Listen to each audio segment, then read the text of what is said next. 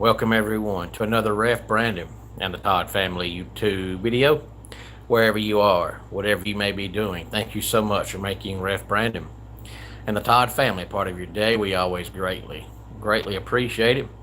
If you jump on here live here on this Saturday evening, feel free to leave a comment in the comment section down below. Make sure to give the video a like, a thumbs up.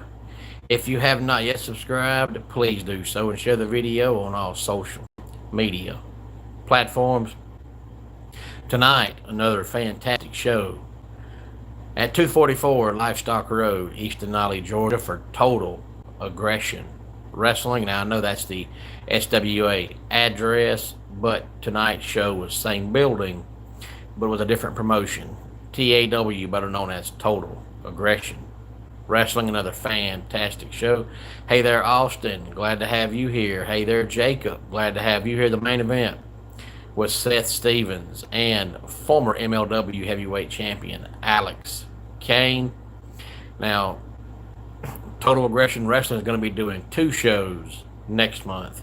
We'll talk more about those as the time gets closer. Yes, I did, Austin, and it didn't surprise me. Anybody surprised by now by that is crazy. Every year after WrestleMania, they release 15 to 20 people. We've been doing that for 20 years, seems like.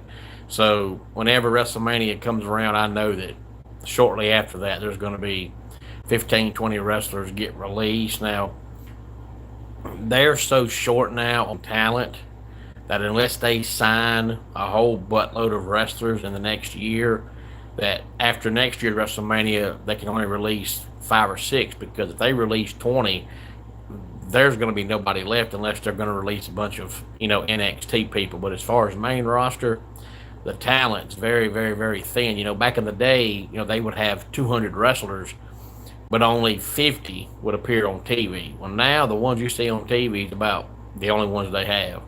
Gone are the days of these guys that are there, but they're never used. Now, if they don't use you, you ain't there.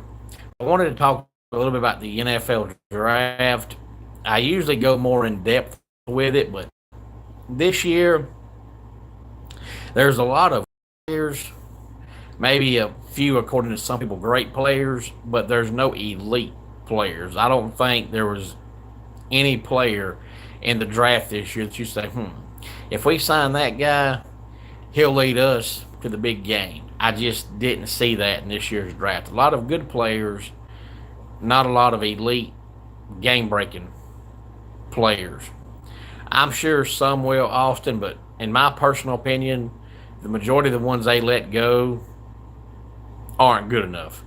I don't see anybody they let go that I would say, I think I'll go out and sign that person, except Kairi Sane. She's about the only one that, in my opinion, is good enough to sign. The rest of them, if you sign them, it's just to say, hey, we signed this person.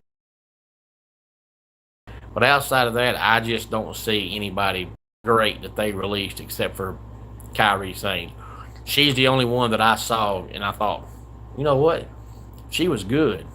Why release her? The rest of them, I was like, oh, well, it's okay. So I'm just going to talk about a few players that shocked me where they went or where they got drafted, or made you scratch your head and be like, or you thought, okay, that's a good story with that one. But I'm not going to sit here and run down all the players drafted, because I just don't see a lot of game-breaking players in this year's draft. Of course, we know the number 1 overall draft pick was Mendoza, quarterback out of Indiana. About a month or so ago, Kirk Cousins signed with the Raiders, and then he did an interview and talked about he was going to try to, pretty much help Mendoza and help him learn. NFL was like, you can't say that. You can't tell the world who the number 1 draft pick is. Everybody Mendoza was going to be the first overall draft pick since the college football season. Now, generally, there's some folks that don't know or might say, I'm not convinced, but this year I think everybody knew that Mendoza was going to the Raiders, so Kirk Cousins saying that didn't mean anything. Now, the first one that I thought made me scratch my head was the number 3 overall pick, Notre Dame running back Jeremiah Love going to the Arizona Cardinals. Some might, Austin, but usually once you sign with WWE and become a free agent and go to indie shows, most of them think they're so big they've got to charge a butt ton of money, and most indie shows can't afford to pay them what they think they're worth. But Jeremiah Love, I guess Arizona thought he was the best player available. Every year in the draft, you always hear what are players, where are they going to go? What are these teams going to draft? Are they going to draft the best player available, regardless of position, or are they going to draft, the player they need?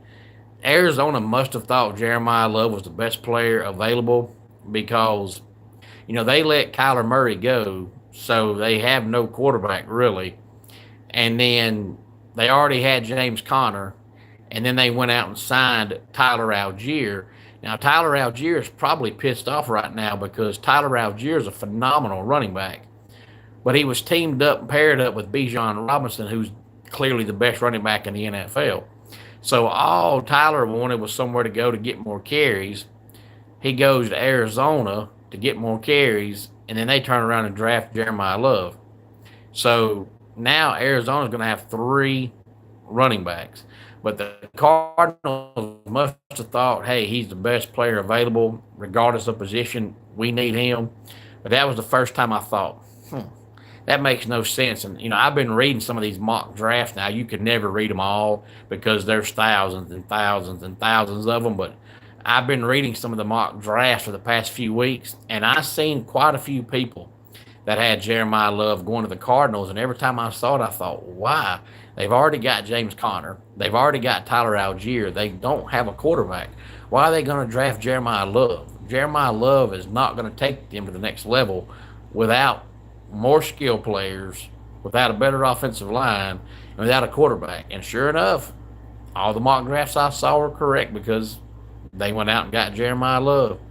Now, the first one that had the whole world scratching their heads was the 13th overall draft pick, and that's Ty Simpson getting drafted by the Rams.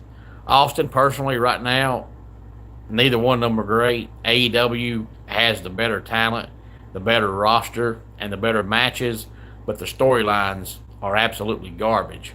And WWE's been stale since about September. So right now, if you don't watch either one of them, you're not missing anything. The Rams drafting him shocked the whole world because their head coach, Sean McVay's made it abundantly clear that he's not one of these coaches that's going to coach to these 60 or 70. He has said numerous times that he's not going to coach much longer. And I feel like whenever Matthew Stafford retires, as soon as he retires, I think Sean McVay is going to retire. So I don't think Sean McVay liked the draft pick because he's probably thinking, y'all are drafting a player that I'm able to coach because I'm not going to be here that long. But, the Rams are not far now from a Super Bowl, and, they're trying to sign Stafford to another extension, but they need help around him. So going out and trading up the 13th overall draft pick and drafting a quarterback who's not going to play for 3 or 4 years, obviously they thought Ty Simpson was the best quarterback after Mendoza, and they wanted to make sure they got him. So obviously they're telling Stetson Bennett that, hey, even if you stop drinking and you get clean, you're not playing for us. Ty Simpson's our quarterback of the future. But if they wanted Ty Simpson, they could have got him in the second round. Every mock draft I read said that Mendoza would be the first quarterback taken and probably the first player taken and probably the only quarterback in the first round. If another quarterback in the first round, it would be, late first round. So if the Rams wanted Ty Simpson, they could have got him with their next pick. There was no reason to do that. Now, the rumor is they got him because their general manager knows Ty Simpson's dad and wanted to draft him high. Maybe that's so, but I don't think Ty would care if he got drafted in the second round. So to trade up to get Ty Simpson just makes no sense. Obviously, you're a quarterback of the future, you hope, but if Stafford plays 2 more years, you went out and traded up to get a quarterback that ain't going to play for 3 years. Makes no sense. Yes, Austin, I think everybody thinks the older wrestling is better. Nobody thinks modern day wrestling is better. And then the first one that I really thought was strange was Blake Miller getting drafted by the Detroit Lions. Now, I'm a Clemson fan, and ever since Blake Miller's freshman year, they've talked about how he was going to be drafted and he'd probably go in the first round. And I have watched him for 4 years at Clemson, and I never thought he what the darn. Never. He's never impressed me at all. So the whole time I watched him play for Clemson and heard all these NFL folks say that Blake's a first round draft pick, my first thought's always, why? Yeah, he's tall, he's wide, he's a sizable lineman, but he can't block anybody. But sure enough, Detroit Lions went out and got him. Now, KC Concepcion going to the Cleveland Browns, to me, that's a phenomenal draft pick. To me, I think the Cleveland Browns did the right thing by drafting him. He's good. He can be a wide receiver or a tight end. He's got great hands. He's got good leaping ability. He's a great blocker. I think Cleveland definitely found a wide receiver they can lean on for the next 5 or 6 years. So I think Cleveland got a steal by getting KC Concepcion. And then got to write down TJ Parker, the 35th overall draft pick, early second round of the Buffalo Bills, because, of course, he played for Clemson. Now, I did skip over Peter Woods, but Peter Woods, ever since his freshman year at Clemson, before he ever saw the field the first time, they were saying he was a first-round NFL draft pick. So nobody's surprised by Peter Woods going to Kansas City. But T.J. Parker, when he got to Clemson, he was a borderline draft pick. You know, he was on the edge of being drafted. He just slowly but surely got better and better and better and better and better. And he almost went first round, goes early second round to Buffalo. Ranking where I am, it is 11:50 Eastern time. So I'm not sure what time it is where you are, but it's 11:50 p.m. where I am. Thank you for asking. Ranking. Hopefully it's not too late where you are. And then Jacob Rodriguez going to the Dolphins. I think the Dolphins got a steal by getting him. I think he's very, very, very, very good. And then I just wrote down the 48th overall draft pick, Avion Terrell, to the Falcons, not because he played for Clemson, but because his older brother, A.J. Terrell, who also played for Clemson, is with the Falcons. So now the Falcons in their secondary are going to have brothers. Older brother AJ and younger brother Avion. So the brothers, didn't really get to play much together in college because of the age difference, but now they're going to play together at the professional level. Austin, their next show is going to be on Saturday, May 9th. And I've got a buku of shows in the month of May, but SWA shows always the second Saturday of the month. And then the 52nd overall draft pick, Brandon Cisse, going to the Packers. And that's only relevant because he comes from South Carolina. And the Gamecocks have struggled the last couple of years and just don't have a lot of good talent on the football field. So to see them get a guy go in the second round is good for South Carolina. And then we got Antonio Williams going to the Commanders, just like KC Concepcion going to Cleveland. I think Antonio Williams with the Commanders, I think they got a great draft pick. Now, just like KC Concepcion can play wide receiver or tight end, Antonio Williams can be a wide receiver. He can be a slot receiver. He can be a punt returner. He can be a kick returner. I think the Commanders got a steal with Antonio Williams. And then we got Zachariah Branch going to the Falcons. The Falcons need help at wide receiver because outside of Drake London, they really don't have a lot of great wide receiver talent. Got some good players, but not a lot of game-breaking players. But Zachariah Branch can be that. And then we got Carson Beck going to the Cardinals. So the Cardinals, instead of drafting a quarterback with the third overall draft pick, They drafted one all the way down by getting Carson Beck. So Carson Beck goes from the East Coast in Miami all the way out to what I call the West Coast with the Arizona Cardinals. So the Cardinals get a quarterback and a running back. So looks like they're slowly trying to build their team, but they need a lot of help. Carson Beck will help, and I think Jeremiah Love will help when he plays because he's got to share time with James Conner and Tyler Algier. But, their defense is still lacking, and their offensive line is atrocious. That's a few of the players that I thought were, relevant for one reason or another. And I think the most surprising one, in my opinion, I think the most surprising one was two. One was Jeremiah Love going to the Cardinals, and one was Ty Simpson going to the Rams. And they were shocking for different reasons because the Cardinals are so bad that drafting a running back does not help you. And, the Rams have a quarterback right now, probably for, I would say, at least 2 more years.